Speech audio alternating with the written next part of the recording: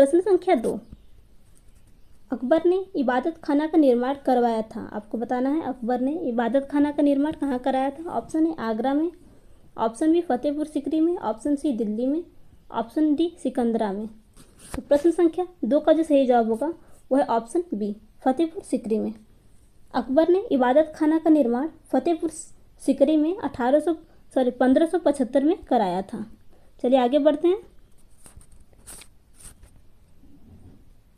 प्रश्न संख्या 3, आर्य समाज की स्थापना हुई थी। आपको बताना है आर्य समाज की स्थापना किस वर्ष में हुई थी। Option A 1865, option B 1870, option C 1875, option D 1880।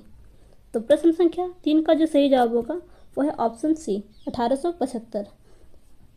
1875 में स्वामी दयानंद सरस्वती ने बम्बई में आर्य समाज की स्थापना की है।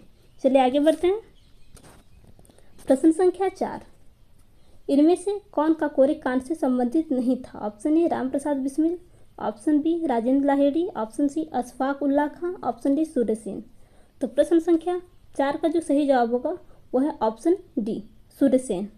इनमें काकोरी कांड से जो संबंधित नहीं थे उनमें से सूर्य सेन थे। बाकी राजेंद्र प्रसाद बिस्मिल, अशफाक उल्लाह खां, राजेंद्र लाहिड़ी ये तीनों काकोरी कांड से संबंधित थे। तो इसमें पूछा है कौन संबंधित नहीं है, तो सूर्य सेन काकोरी कांड से संबंधित नहीं थे। चलिए आगे बढ़ते हैं। प्रश्न संख्या 5, दीन-ए-इलाही की स्थापना किसने की। आपको बताना है दीन-ए-इलाही की स्थापना किसने की थी। मोहम्मद गजनवी, ऑप्शन बी हुमायूं ने, ऑप्शन सी अकबर ने, ऑप्शन डी शेरशाह सूरी ने। तो प्रश्न संख्या 5 का जो सही जवाब होगा वो है ऑप्शन सी अकबर ने। अकबर ने 1582 में दीन-ए-इलाही की स्थापना किया था। चलिए आगे बढ़ते हैं। प्रश्न संख्या 6, किस आंदोलन के लिए महात्मा गांधी द्वारा करो या मरो का नारा दिया गया था। आपको बताना है करो या मरो का जो नारा दिया गया था किस आंदोलन में दिया गया था।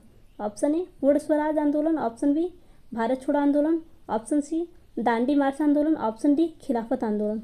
तो प्रश्न संख्या 6 का जो सही जवाब होगा वह है ऑप्शन बी भारत छोड़ो आंदोलन। महात्मा गांधी ने भारत छोड़ो आंदोलन के दौरान करो या मरो का नारा दिया था। 8 अगस्त 1942 को बम्बई के ग्वालियर टैंक मैदान में आयोजित भारतीय राष्ट्रीय कांग्रेस के सम्मेलन में प्रतिनिधियों को संबोधित करते हुए उन्होंने यह प्रसिद्ध नारा दिया था। चलिए आगे बढ़ते हैं। प्रश्न संख्या 7, आज़ाद हिंद फौज किसके नेतृत्व में लड़ी। Option A Aurobindo Ghosh, option B Veer Savarkar, option C Jawaharlal Nehru, option D Subhash Chandra Bose. तो प्रश्न संख्या 7 का जो सही जवाब होगा वो है ऑप्शन डी सुभाष चंद्र बोस। आज़ाद हिंद फौज सुभाष चंद्र बोस के नेतृत्व में लड़ी गई। जुलाई 1943 में सुभाष चंद्र बोस ने पनडुब्बी द्वारा जर्मनी से सिंगापुर पहुंचे। 4 जुलाई 1943 को सुभाष चंद्र बोस ने आज़ाद हिंद फौज का स्थापना किया। चलिए आगे बढ़ते हैं।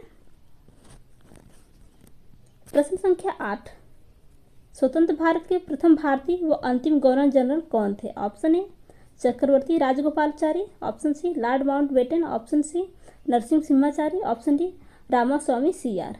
तो प्रश्न संख्या 8 का जो सही जवाब होगा वो है ऑप्शन ए चक्रवर्ती राजगोपालाचारी। स्वतंत्र भारत के प्रथम भारतीय व अंतिम गवर्नर जनरल चक्रवर्ती राजगोपालाचारी थे। चलिए आगे बढ़ते हैं। प्रश्न संख्या 9, लॉर्ड कर्जन के बंगाल विभाजन के पीछे निम्नलिखित में से कौन सा एक मकसद नहीं था। तो आपको बताना है बंगाल विभाजन के पीछे कौन सा एक मकसद नहीं था लॉर्ड कर्जन का। ऑप्शन ए बंगाली राष्ट्रीयता के मूल पर हमला करना, ऑप्शन बी बांटो और प्रशासन करो की नीति, ऑप्शन सी ब्रिटिश राज की शक्ति प्रदर्शन, ऑप्शन डी सरकार के प्रशासनिक भार को सहज करना। तो इस प्रश्न का जो सही जवाब होगा वो है ऑप्शन डी सरकार के प्रशासनिक भार को सहज करना।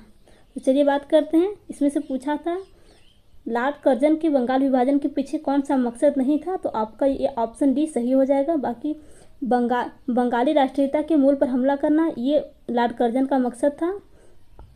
ऑप्शन बी बांटो और शासन करो की नीति बंगाल विभाजन के पीछे लॉर्ड कर्जन का मकसद था। ऑप्शन सी ब्रिटिश राज्य की शक्ति प्रदान करना ये भी मकसद था। चलिए आगे बढ़ते हैं। प्रश्न संख्या 10, देशबंधु किसे कहा जाता था। तो आपको बताना है देशबंधु किसे कहा जाता था? Option A Lala Lajpat Rai, option B Bipin Chandrapal, option C Chittaranjan Das, option D Bhagat Singh. तो प्रश्न संख्या 10 का जो सही जवाब होगा वह ऑप्शन सी चित्तरंजन दास को ही देशबंधु कहा जाता था। चलिए आगे बढ़ते हैं। प्रश्न संख्या 11, ताप विलोमता का अर्थ है, तापक्रम विलोमता का अर्थ है ऑप्शन ए बढ़ती ऊंचाई के साथ घटता तापमान, ऑप्शन बी बढ़ती ऊंचाई के साथ बढ़ता तापमान, ऑप्शन सी बढ़ती ऊंचाई के साथ स्थिर तापक्रम, ऑप्शन डी बढ़ती ऊंचाई के साथ अस्थिर तापक्रम। तो प्रश्न संख्या 11 का जो सही जवाब होगा वह ऑप्शन बी बढ़ती ऊंचाई के साथ बढ़ता तापक्रम। तापक्रम विलोमता का अर्थ है बढ़ती ऊंचाई के साथ बढ़ता तापक्रम। चलिए आगे बढ़ते हैं। प्रश्न संख्या 12, निम्नलिखित जलाशयों में से कौन सा रिहंद परियोजना से संबंधित है? आपको बताना है इनमें से कौन सा रिहंद परियोजना से संबंधित है। Option A Gandhi Sagar, option B Govind Ballabh Pant Sagar, option C Jawahar Sagar, option D Gobind Sagar. तो प्रश्न संख्या 12 का जो सही जवाब होगा वह है ऑप्शन बी गोविंद बल्लभ पंत सागर। चलिए बात करते हैं।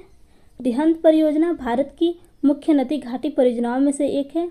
रिहंद बांध एक गुरुत्वीय बांध है। गोविंद बल्लभ पंत सागर उत्तर प्रदेश के सोनभद्र जिले में पिपरी नामक स्थान पर निर्मित है। यह बांध रिहंद नदी को बांधकर बनाया गया है। चलिए आगे बढ़ते हैं। प्रश्न संख्या 13, सिप किला पर्वतीय प्रसिद्ध पर्वतीय दर्रा है। आपको बताना है सिप किला प्रसिद्ध पर्वतीय दर्रा है। ऑप्शन ए जम्मू कश्मीर का, ऑप्शन बी उत्तराखंड का, ऑप्शन सी सिक्किम का, ऑप्शन डी हिमाचल प्रदेश का। तो प्रश्न संख्या 13 का जो सही जवाब होगा वह ऑप्शन डी हिमाचल प्रदेश का। सिप किला पर्वतीय दर्रा हिमाचल प्रदेश में स्थित है। चलिए आगे बढ़ते हैं। प्रश्न संख्या 14, भारत किस देश के साथ अपनी सबसे लंबी अंतर्राष्ट्रीय सीमा साझा करता है? Option A Pakistan, option B चीन, option C Bangladesh, option D Nepal. तो प्रश्न संख्या 14 का जो सही जवाब होगा वह है ऑप्शन सी बांग्लादेश। भारत बांग्लादेश के साथ अपनी सबसे लंबी अंतर्राष्ट्रीय सीमा साझा करता है। चलिए आगे बढ़ते हैं। प्रश्न संख्या 15, ग्रीष्म ऋतु में असम व पश्चिम बंगाल राज्यों में तीव्र आर्द्र हवाएं चलती हैं। इन्हें पूर्वी भारत में किस नाम से जाना जाता है? Option A loo, option B nor'wester, option C mawat, option D सैलेनो। तो आपको बताना है प्रश्न संख्या 15 का सही जवाब क्या होगा। तो प्रश्न संख्या 15 का जो सही जवाब होगा वह ऑप्शन बी नॉर्वेस्टर। ग्रीष्म ऋतु में असम व पश्चिम बंगाल राज्यों में तीव्र आर्द्र हवाएं चलती हैं जिनसे गरज के साथ वर्षा होती है। इन हवाओं को पूर्वी भारत में नॉर्वेस्टर कहा जाता है। चलिए आगे बढ़ते हैं। प्रश्न संख्या 16, विभिन्न कृषि फसलों के लिए न्यूनतम समर्थन मूल्य की घोषणा करती है। आपको बताना है ऑप्शन ए सार्वजनिक खातों की संसद समिति, ऑप्शन बी संसद की अनुमान समिति, ऑप्शन सी आर्थिक मामलों की कैबिनेट समिति, ऑप्शन डी इनमें से कोई नहीं। तो प्रश्न संख्या 16 का जो सही जवाब होगा वह है ऑप्शन सी आर्थिक मामलों की कैबिनेट समिति। विभिन्न कृषि फसलों के लिए न्यूनतम समर्थन मूल्य की घोषणा केंद्र सरकार की आर्थिक मामलों की कैबिनेट समिति करती है। चलिए आगे बढ़ते हैं। प्रश्न संख्या 17, SEZ से तात्पर्य है। आपको बताना है option A special economic zone, option B social economic zone, option C social entertainment zone, option D इनमें से कोई नहीं। तो प्रश्न संख्या 17 का जो सही जवाब होगा वह है option A special economic zone. SEZ से तात्पर्य स्पेशल इकोनॉमिक जोन होता है जिसे विशेष आर्थिक क्षेत्र के नाम से भी जाना जाता है। चलिए आगे बढ़ते हैं। प्रश्न संख्या 18, भारतीय रिजर्व बैंक द्वारा लोकहित में सुझाए गए विशेष ऑडिट का व्यय वहन किया जाएगा। ऑप्शन ए भारतीय रिजर्व बैंक द्वारा, ऑप्शन बी भारत सरकार द्वारा, ऑप्शन सी बैंकिंग कंपनी के द्वारा स्वयं, ऑप्शन डी भारत के केंद्रीय बैंक द्वारा। तो प्रश्न संख्या 18 का जो सही जवाब होगा वह है ऑप्शन सी बैंकिंग कंपनी के द्वारा स्वयं। भारतीय रिजर्व बैंक द्वारा लोकहित में सुझाए गए विशेष ऑडिट का व्यय बैंकिंग कंपनी के द्वारा स्वयं वहन किया जाता है। चलिए आगे बढ़ते हैं। प्रश्न संख्या 19, निम्नलिखित में से कौन सा वृहद आर्थिक घटकों का उदाहरण नहीं है? आपको बताना है इनमें से कौन सा वृहद आर्थिक घटकों का उदाहरण नहीं है? ऑप्शन ए बजट बनाना, ऑप्शन बी मौद्रिक नीति का नियमन, ऑप्शन सी भुगतान संतुलन में परिवर्तन की नीति, ऑप्शन डी उपरोक्त में से कोई नहीं। तो प्रश्न संख्या 19 का जो सही जवाब होगा वो होगा ऑप्शन डी, उपरोक्त में से कोई नहीं। चलिए आगे बढ़ते हैं। प्रश्न संख्या 20। 1969 के बाद से राष्ट्रीयकृत हुए बैंकों की संख्या है, आपको बताना है कितनी है? Option A 18, option B 19, option C 14, option D इनमें से कोई नहीं। तो प्रश्न संख्या 20 का जो सही जवाब होगा वो है ऑप्शन सी 14। भारत में 19 जुलाई 1969 को 14 बड़े वाणिज्य बैंकों को राष्ट्रीयकृत किया गया। चलिए आगे बढ़ते हैं। प्रश्न संख्या 21। सामुदायिक विकास कार्यक्रम शुरू किया गया था, आपको बताना है सामुदायिक विकास कार्यक्रम किस वर्ष में शुरू किया गया था? ऑप्शन ए वर्ष 1952, ऑप्शन बी वर्ष 1955, ऑप्शन सी वर्ष 1957, ऑप्शन डी वर्ष 1960। तो प्रश्न संख्या 21 का जो सही जवाब होगा वो है ऑप्शन ए वर्ष 1952। सामुदायिक विकास कार्यक्रम का आरंभ 2 अक्टूबर 1952 में हुआ था। चलिए आगे बढ़ते हैं। प्रश्न संख्या 22। भारत में उच्चतम न्यायालय ने भारतीय संविधान के बुनियादी ढांचे का सिद्धांत दिया, आपको बताना है। ऑप्शन ए शंकरी प्रसाद के मामले में, ऑप्शन बी सज्जन सिंह के मामले में, ऑप्शन सी गोकलनाथ के मामले में, ऑप्शन डी केशवानंद भारती के मामले में। तो प्रश्न संख्या 22 का जो सही जवाब होगा वह है ऑप्शन डी केशवानंद भारती के मामले में। संविधान के मौलिक ढांचे का सिद्धांत जन्म संपत्ति के अधिकार को लेकर सर्वोच्च न्यायालय एवं संसद के बीच चल रहे टकराव की पृष्ठभूमि के रूप में सामने आया, लेकिन यह संशोधन एक ऐसा संशोधन था जिसमें संविधान के मौलिक ढांचों को बदल दें। चलिए आगे बढ़ते हैं। प्रश्न संख्या 23। भारतीय संविधान के किस अनुच्छेद के अंतर्गत राज्यपाल एक विधेयक को राष्ट्रपति की स्वीकृति के लिए सुरक्षित रखने की शक्ति रखता है? आपको बताना है ऑप्शन ए अनुच्छेद 52, ऑप्शन बी अनुच्छेद 108, ऑप्शन सी अनुच्छेद 200, ऑप्शन डी अनुच्छेद 213। तो प्रश्न संख्या 23 का जो सही जवाब होगा वो है ऑप्शन सी अनुच्छेद 200। भारतीय संविधान का अनुच्छेद 200 राष्ट्रपति को लगभग निषेधाधिकार की शक्ति देता है। राज्यपाल को राज्य विधायिका द्वारा पारित किसी विधेयकों के विचारों को सुरक्षित रखने की असीम शक्ति देता है। यह अनुच्छेद राज्यपाल को यह निर्देश भी देता है कि वह राष्ट्रपति के विचारार्थ किसी भी ऐसे विधेयक को रोक सकता है, जैसा कि वे विधेयक जिनसे उच्च न्यायालय की स्थिति को खतरा हो सकता है। चलिए आगे बढ़ते हैं। प्रश्न संख्या 24। भारत के उपराष्ट्रपति का निर्वाचन निर्वाचक मंडल द्वारा किया जाता है, जिसके सदस्य होते हैं, आपको बताना ऑप्शन ए राज्यसभा के सभी सदस्य, ऑप्शन बी संसद के दोनों सदनों के सभी सदस्य, ऑप्शन सी संसद के दोनों सदनों के निर्वाचित सदस्य, ऑप्शन डी राज्यसभा के निर्वाचित सदस्य। तो प्रश्न संख्या 24 का जो सही जवाब होगा वो है ऑप्शन बी संसद के दोनों सदनों के सभी सदस्य। संविधान के अनुच्छेद 66 के अनुसार उपराष्ट्रपति का निर्वाचन संसद के दोनों सदनों से मिलकर बनाए गए निर्वाचित मंडल द्वारा किए जाने का प्रावधान है। यह निर्वाचन अप्रत्यक्ष रूप से समानुपातिक प्रतिनिधित्व पद्धति के अनुसार एकल संक्रमणीय मत द्वारा किया जाता है।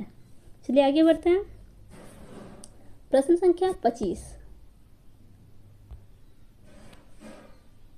कौन सा देश सार्क का सदस्य नहीं है? आपको बताना है इनमें से कौन सा सार्क का सदस्य नहीं है। Option A Bhutan, option B Nepal, option C Bangladesh, option D Japan.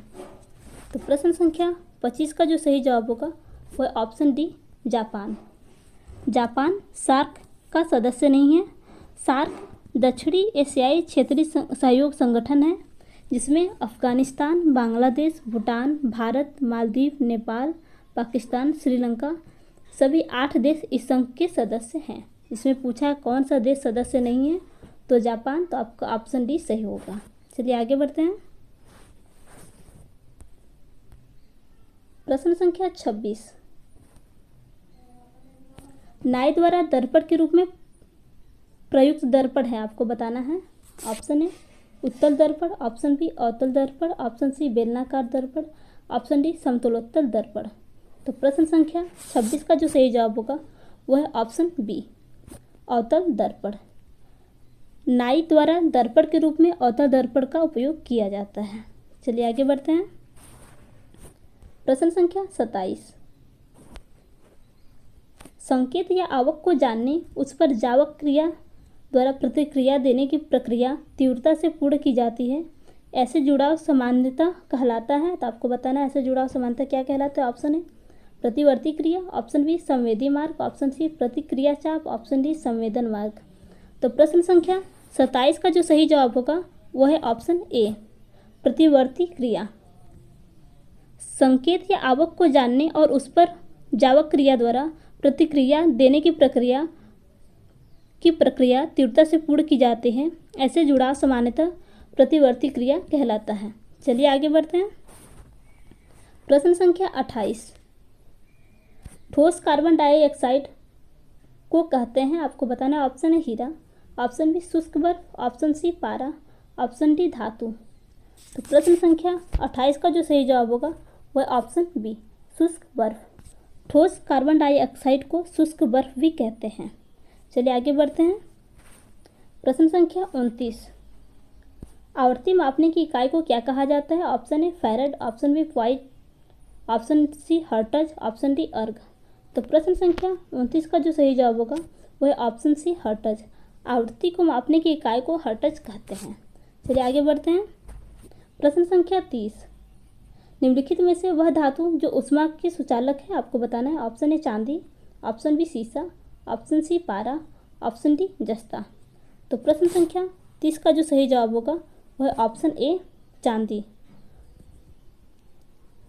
तो दोस्तों, अगर आपको आज की वीडियो अच्छी लगी हो तो वीडियो को लाइक तथा चैनल को सब्सक्राइब करना न भूलिएगा।